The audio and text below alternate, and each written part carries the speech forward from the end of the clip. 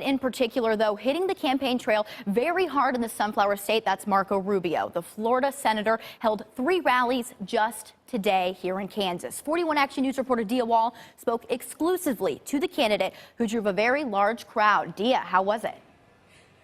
You know what, Lexi? It was on fire, literally and figuratively. That's because there were 2,500 people inside this ballroom. They've actually torn down the entire stage, the whole setup that they had. And there were hundreds of people in this hallway, in that doorway, in fact, all to hear what Republican presidential candidate Marco Rubio plans to do to move America forward.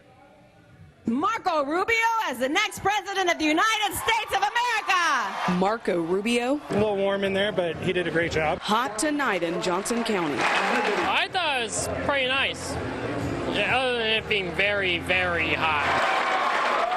Before speaking to an overflow crowd of thousands, the Republican presidential candidate talked exclusively to 41 Action News. We want everyone to come out and caucus for us tomorrow. It's important.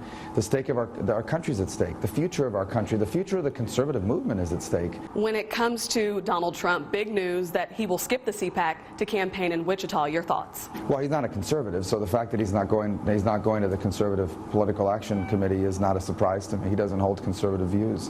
So what he's tried to do is he's tried to cover for his lack of ideas with abrasive terminology, with insults and personal attacks against other people.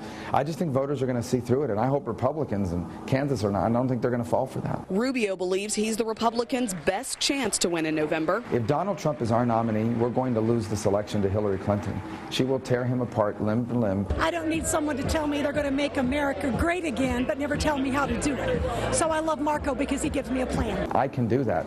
Donald Trump and Ted Cruz can. Voters here say they're hopeful for the future and tired of the mudslinging. We get enough of that, so it was kind of nice to hear him talk about the issues.